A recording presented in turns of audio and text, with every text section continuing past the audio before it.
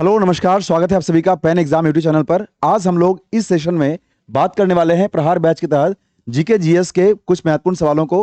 प्रहार batch SSC GD का एक कंप्लीट सीरीज चल रहा है आपको पेन एग्जाम के माध्यम से, जहां पर जितने भी प्रीवियस ईयर में बेहतरीन क्वेश्चन पूछे गए हैं, इस सब का कलेक्शन आपको एग्जाम में हेल्प करने के लिए, ताकि आप एग्जाम को बेहतर बनाएं, इसके लिए कंप्लीट सीरीज चलाया जा रहा है। ठीक है, तो इसके तहत हम लोग जो एसएससी जीडी में बात कर रहे हैं प्रहार बैच में, अभी इसका काफ़ी कुछ कंप्लीट सीरीज पढ़ा दिया गया है और जितने भी क्वेश्चंस अभी करवाए गए हैं इसमें, है ना, इन सब का एक प्लेलिस्ट बना हुआ है, आप इसको आराम से तो देख सकते हैं।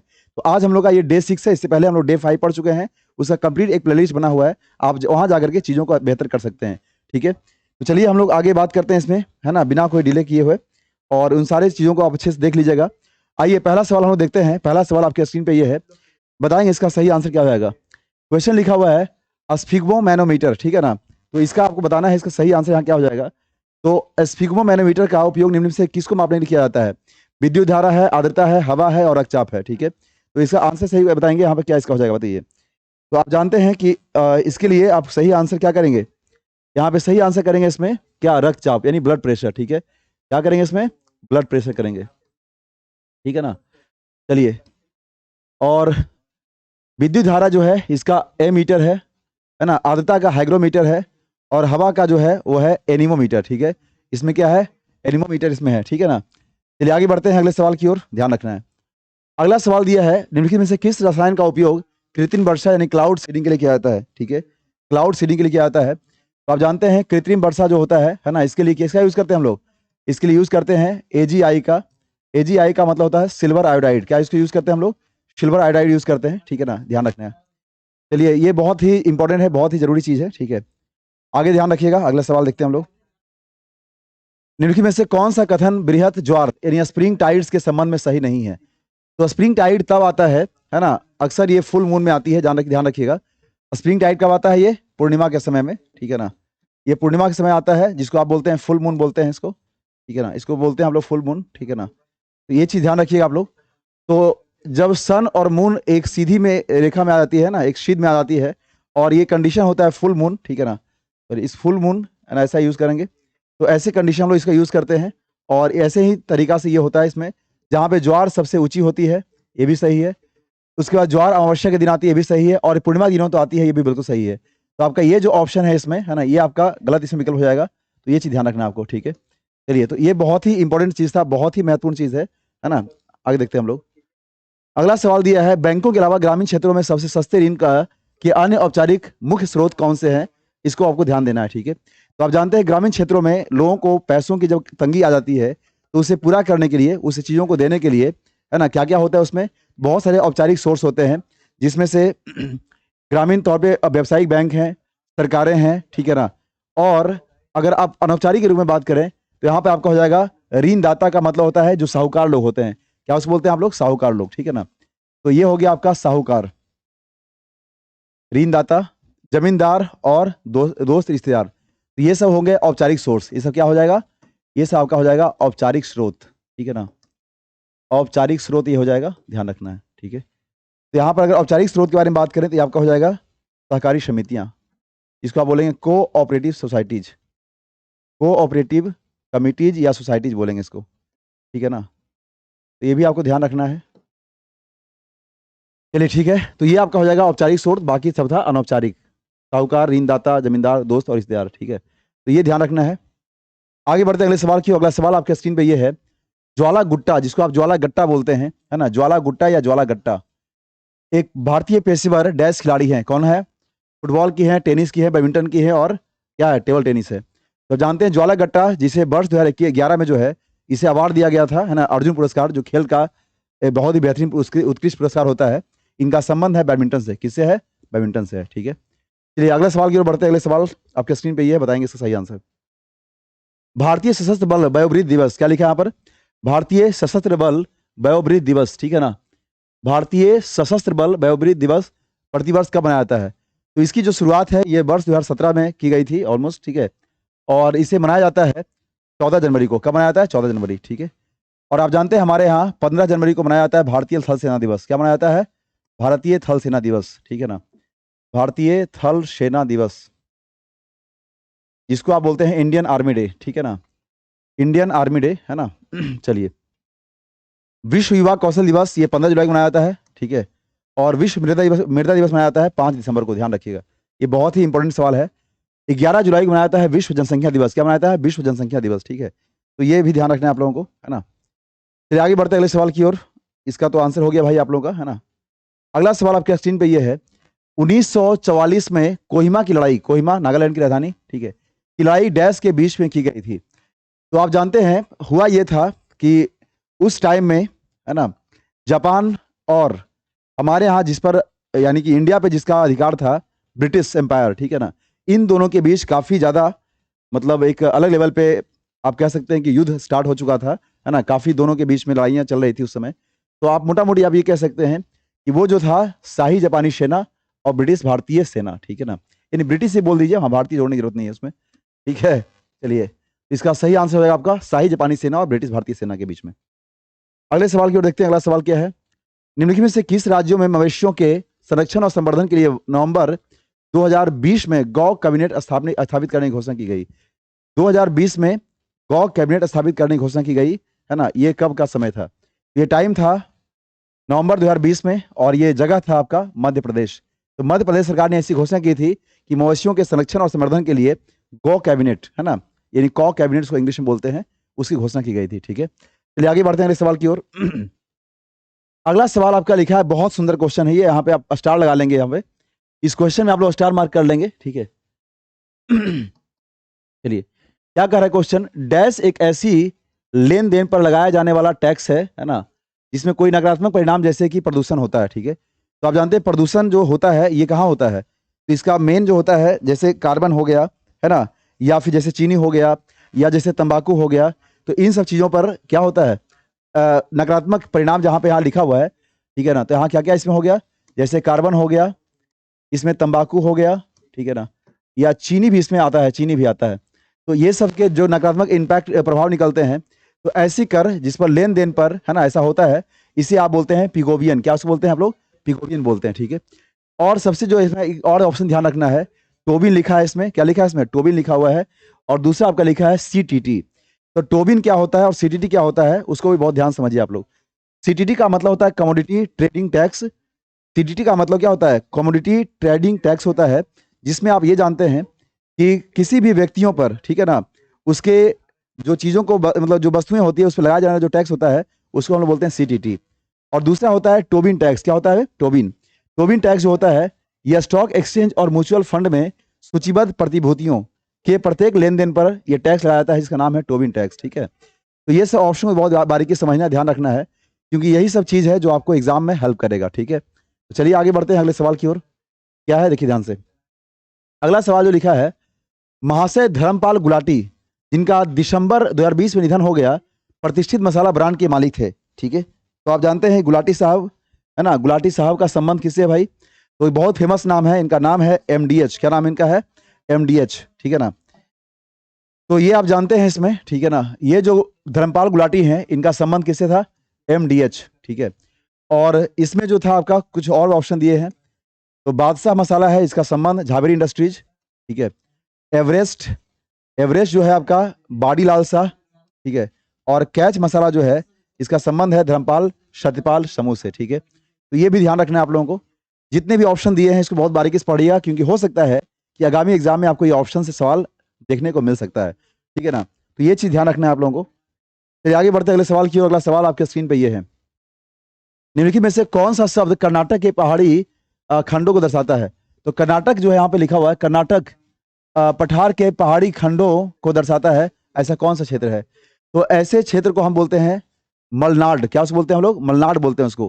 कर्नाटक के पहाड़ियों के क्षेत्र में जो पाया जाता है उसको हम लोग बोलते हैं मलनाड। उसको क्या हम लोग बोलते हैं? मलनाड शब्द बोलते हैं, ध्यान रखिएगा, ठीक है। जबकि बुग्याल जो होता है, बुग्याल होता है अल्पाइन चारागाह, है ना, जो घास का मैदान है वो उत्तराखंड में पाया जाता है, उसको हम लोग बोलते हैं बुलगाइन, सॉरी बुग्याल बोलते हैं, ठीक है। तराई जो होता है ये नेपाली क्षेत्र, मतलब नेपाल के तराई आप जानते हैं, है ना, हिमालय का जो सबसे निचली क्षेत्र है, तराई क्षेत्र नेपाल में पड़ता है ये। बेट्स जो लिखा है शब्द, बेट्स क्या होता है कि बाढ़ के दौरान, जिससे क्या होता है, ध्यान रखिए, बहुत ध्यान समझिएगा, बाढ़ के दौरान बार बार नई जलोढ़ के जमाव के कारण से जिसका निर्माण होता है उसको हम लोग क्या बोलते हैं? बेट्स बोलते हैं। क्या उसको बोलते हैं हम लोग? बेट्स बोलते हैं। तो ये बहुत ही महत्वपूर्ण चीज है, ठीक है ना। चलिए, तो ध्यान रखना है आपको। चलिए आगे बढ़ते हैं अगले सवाल की ओर। अगला सवाल आपका जो दिया है, कश्मीर अनटोल्ड स्टोरी, क्या लिखा है मैंने, कश्मीर अनटोल्ड स्टोरी। देखिए ध्यान से, डी क्लासिफाइड नामक निम्नलिखित पुस्तक में से किसके द्वारा लिखी गई है। तो बहुत ही सुंदर ये किताब है, बहुत सुंदर किताब है, कश्मीर अनटोल्ड स्टोरी, ठीक है, डी क्लासिफाइड। इसके जो लेखक है, इसके लेखक का नाम है इकबाल चंद मल्होत्रा और मरूफ राजा, दोनों मिलकर के इन्होंने लिखा है, ठीक है ना। और इनके द्वारा लिखी गई कुछ और किताबें हैं, red fear, the China threat, Iqbal Chand Malhotra द्वारा, और wars and no peace over Kashmir, ये लिखा है मारूफ राजा ने, और लो इंटेंसिटी कॉन्फ्लिक्ट्स, ये भी लिखा गया है मारूफ राजा के द्वारा, ठीक है। तो ये बहुत ही महत्वपूर्ण सवाल है और इन सारे बुक्स का नाम आपको ध्यान रखना है, ठीक है। चलिए, बहुत सुंदर, आगे बढ़ते हैं अगले सवाल की ओर। अगला सवाल आपका जो लिखा है, अंतिम मुगल सम्राट बहादुर शाह जफर को, ठीक है ना, अंग्रेजों ने रंगून जेल में वर्ष कितना में कैद किया था। यानी कौन सा ऐसा टाइम था या फिर ईस्वी था जब उसे कैद कर दिया गया था रंगून में। रंगून जानते हैं वर्मा की राजधानी पड़ता है ना। कब कैद किया गया था, ये आपको जवाब देना है, ठीक है। चलिए, तो आप जानते हैं, बताइए फटाफट। तो ये 1857 आप जानते हैं क्या है, सिपाही विद्रोह। उसके बाद का समय आप यहाँ पे भी लिख सकते हैं, 9 मार्च 1858 को ही उसे कैद करके कहाँ भेज दिया गया था, रंगून जेल में, ठीक है। तो ध्यान रखिएगा आप लोग, सही आंसर बी नंबर हो जाएगा, ठीक है। आगे बढ़ते हैं अगले सवाल की ओर। 2011 की जनगणना के अनुसार निम्नलिखित में से कौन सा राज्य एम्पावर्ड एक्शन ग्रुप वाले राज्यों में शामिल नहीं है। क्या होता है ये, EAG क्या होता है, meaning what does it means, ठीक है ना। बहुत ही सुंदर मीनिंग है, EAG का मतलब क्या होता है। तो एम्पावर्ड एक्शन ग्रुप का मतलब होता है ये वैसे राज्यों का समूह है जो जनसांख्यिकी संक्रमण में पीछे है और शिशु मृत्यु दर सबसे अधिक है। ये दोनों कंडीशन ध्यान रखिए आप लोग, यानी जो इसको हम लोग बोलते हैं डेमोग्राफिक ट्रांजिशन, उसमें सबसे ये क्या है, पीछे है, लेकिन जो शिशु मृत्यु रेट है ये सबसे ज्यादा है। उसमें से उसी सारे राज्यों के समूह को हम बोलते हैं EAG, एम्पावर्ड एक्शन ग्रुप। 2011 के जनगणना के अनुसार इसमें 8 राज्य हैं, जिसमें राजस्थान है, उत्तर प्रदेश है, उत्तराखंड है, बिहार है, झारखंड है, मध्य प्रदेश, छत्तीसगढ़, उड़ीसा। याद करने का सरल तरीका है, अगर आप बात करेंगे इसमें तो आप जानते हैं बिहार, जहां बिहार से कट के क्या बना है आपका झारखंड, तो इसमें झारखंड आ गया। मध्य प्रदेश, उससे कटकर बना है छत्तीसगढ़, तो वो आपका आ गया। यूपी से कटके बना है उत्तराखंड, तो 6 राज्य तो आपको ऐसे याद हो गए। 2 राज्य और याद करना है भाई, तो एक हो गया आपका उड़ीसा और दूसरा हो गया राजस्थान, ठीक है। तो 8 राज्य ध्यान रखने हैं। तो आप ऑप्शंस को ढूंढ लीजिए, इसमें राजस्थान भी है, बिहार भी है, पंजाब भी है, झारखंड इसमें सही आंसर हो जाएगा। सॉरी, पंजाब इसमें नहीं है, झारखंड है ना, झारखंड तो है ही, सही आंसर आपका पंजाब हो जाएगा, ठीक है। आगे बढ़ते हैं अगले सवाल की। अगला सवाल आपके स्क्रीन पे ये है, निम्नलिखित में से कौन सा राजवंश दिल्ली सल्तनत का हिस्सा नहीं था, ठीक है। तो दिल्ली सल्तनत को बहुत ही बारीकी से समझना है। आप याद करिए, पृथ्वीराज चौहान, ठीक है ना, आपको याद होगा तराइन का युद्ध, है ना। उसके बाद मोहम्मद गौरी, ठीक है, और उसके बाद उसी का गुलाम कुतुबुद्दीन ऐबक, ठीक है। तो 1206 ईस्वी में दिल्ली सल्तनत पर अधिकार स्थापित करने वाला, या फिर वहां पर आप भी कह सकते हैं अपना साम्राज्य को स्थापित करने वाला जो एक नाम है, वो एक नाम था कुतुबुद्दीन ऐबक, ठीक है। तो शुरुआत हमारा होता है कुछ ढंग से, इसके पूरे हम इतिहास को समझने की कोशिश करते हैं कि आखिर इसमें क्या है। तो यहाँ जो लिखा है इसमें, तो आपका शुरुआत होता है यहाँ पे गुलाम वंश से, जिसे आप मामलुक वंश भी बोलते हैं। 1206 से 1290 तक इसका टेन्योर है, पीरियड है। उसके बाद उसका हायरार्की है आपका खिलजी वंश, जो 1290 से 1320 है। तुगलक है, 1320 से 1414 है।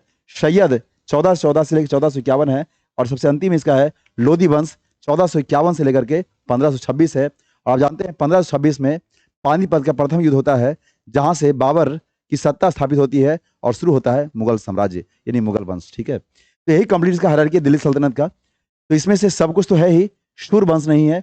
तो सूर वंश के जो संस्थापक है उन्हें इक्ष्वाकु कहा जाता है, और बाकी सबका मैंने यहाँ पे नोट कर दिया है। लोधी वंश के संस्थापक को क्या है, बहलोल लोधी, 1451 ईस्वी में। अलाउद्दीन खिलजी वंश के अलाउद्दीन खिलजी हैं, और गुलाम वंश के हैं कुतुबुद्दीन ऐबक। लेकिन इसके वास्तविक संस्थापक अगर पूछे कभी आपको, तो ये आपके इल्तुतमिश हो जाएंगे, ठीक है। ये ध्यान रखना है, क्योंकि इस तरह के सवाल को अगर आप देखेंगे बारीकी से तो आपको कंफ्यूजन होने का डर रहता है। लेकिन ये पूरा हायरार्की मैंने समझा दिया है, बहुत ध्यान समझना है। तो यहाँ सही आपका आंसर हो जाएगा सूर, क्या हो जाएगा, सूर, ठीक है। ये वही है अफगान शासक शेर शाह सूरी, है ना, सूर। आगे बढ़ते अगला सवाल क्या है, उभयलिंगी व्यक्ति अधिकारों का संरक्षण अधिनियम 2019 कब लागू हुआ था।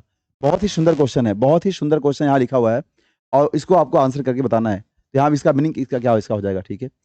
उभयलिंगी व्यक्ति यानी अधिकारों का संरक्षण अधिनियम 2019 कब लागू हुआ था। जून 2020 में, दिसंबर 2019 में, जनवरी 2020 में, और अगला जो ऑप्शन लिखा है वो क्या लिखा है, मार्च 2020 में। तो बताएंगे इस क्वेश्चन का सही आंसर क्या है, क्योंकि इस बहुत ही सुंदर क्वेश्चन है।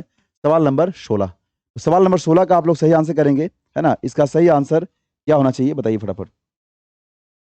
चलिए ठीक है, बिल्कुल सही है, कुछ लोगों का सही इसमें आंसर आ गया, है ना। जनवरी 2020 बिल्कुल सही है। ये जो है अधिनियम, ठीक है, ये जनवरी 2020 में लागू हो गया था, ठीक है। आगे बढ़ते अगले सवाल की ओर। अगला सवाल आपके स्क्रीन पे ये है, निम्नलिखित में से किस वर्ष में लद्दाख के बौद्ध गान को यूनेस्को, है ना, की अमूर्त सांस्कृतिक विरासत सूची में सम्मिलित किया गया। अमूर्त को इंग्लिश में बोलते हैं इनटेंजिबल। कई बार ये इंग्लिश में ऐसे लिख देता है, तो ध्यान रखिएगा, इनटेंजिबल, ठीक है, इनटेंजिबल कल्चरल हेरिटेज। क्या नाम दिया है, कल्चरल हेरिटेज, जिसको हम बोलते हैं अमूर्त सांस्कृतिक विरासत सूची, इनटेंजिबल कल्चरल हेरिटेज लिस्ट, ऐसा कह सकते हैं आप लोग। तो वही कह रहा है यहां पर कि यूनेस्को द्वारा जो है लद्दाख के बौद्ध गान को कब सम्मिलित किया गया, कब शामिल किया गया, इसका सही आंसर क्या हो जाएगा। तो आप जानते हैं शामिल किया गया था वर्ष 2012 में, ठीक है। चलिए आगे बढ़ते हैं अगले सवाल की ओर। अगला सवाल आपके स्क्रीन पे ये है, बताएंगे इसका सही आंसर।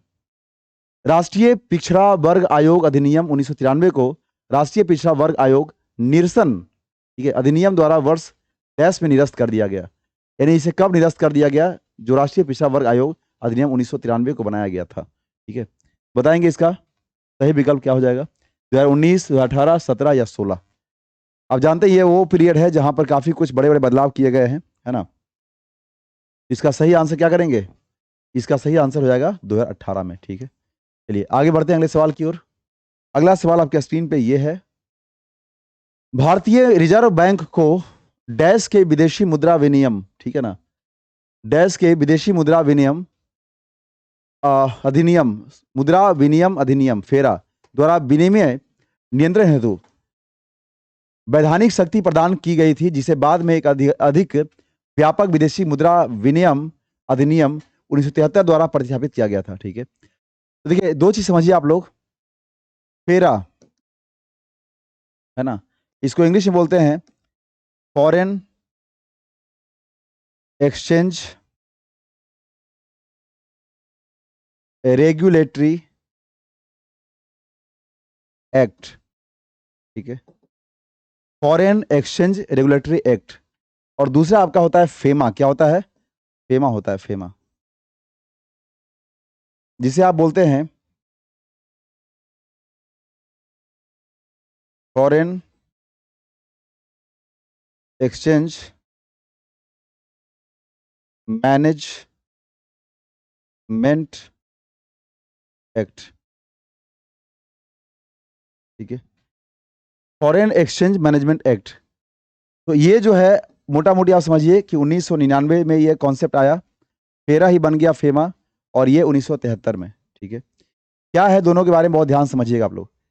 फेरा को तब लाया गया था जब हमारे देश में आर्थिक स्थिति काफी गड़बड़ हालत में पहुंच गई थी, और अर्थव्यवस्था को पटरी पर लाने के लिए, है ना, यानी कि आप वो कह सकते हैं उस समय जो काला धन है या बहुत तरह की ऐसी चीजें जिसे कंट्रोल करने के लिए, नियंत्रित करने के लिए फेरा एक्ट को लाया गया था। लेकिन ये भी चीजें बाद में बेपटरी हो गई, यानी कि उतना इसका प्रभाव नहीं पड़ पाया। तो 1999 में, है ना, एक अमेंडमेंट के तहत इसे लाया गया था फेमा एक्ट। तो फेरा becomes FEMA, foreign exchange management act, ठीक है। अब सवाल यहाँ पर आपका ये है कि ये जो 1973 में आया था आपका, उसे किसके तहत लाया गया था, है ना। तो यहाँ पे करेंगे 1947, ठीक है। सही आपका विकल्प हो जाएगा 2 नंबर। चलिए तो ठीक है, यही था आपका आज के इस पूरे डे 6 का अंतिम सवाल। उम्मीद है कि आपको ये कंप्लीट सेशन बहुत ही अच्छा लगा होगा, और इस तरीके की कंप्लीट सीरीज एसएससी जीडी में जो आपको हेल्प कर रहे हैं और आपकी एग्जाम की तैयारी के लिए ये बहुत ही बेहतरीन और बहुत ही महत्वपूर्ण भूमिका निभाने वाली है, ठीक है। अभी हिंदी का भी आपका मैराथन चल रहा है, जहां से अपनी तैयारी को बेहतर बना सकते हैं आप लोग। साथ ही साथ रीजनिंग और मैथ्स के भी क्लासेस ली जा रही हैं, ताकि आप कंप्लीट अपने सिलेबस को कवर कर सके। करंट अफेयर्स के लिए बहुत जल्दी हम लोग मैराथन लेके आने वाले हैं, ताकि आपके एग्जाम में और 4 चांद लगाया जा सके और आप अपनी तैयारी को बेहतर बना सके। तो पैन एग्जाम से जुड़ने के लिए इस पैन एग्जाम को भारत का सबसे बड़ा एग्जाम यूट्यूब चैनल बनाने में आप मुझे सहयोग करें, है ना, ताकि आप अपनी तैयारी को एक बेहतर दिशा और दशा दे सके और हमारा भी काम करने के प्रति जो मोटिवेशन है वो हमेशा आपके प्रति तत्परता के साथ बना रहे। चलिए आज के लिए हम लोग इतना ही मिलते हैं अगले क्लास में। जय हिंद।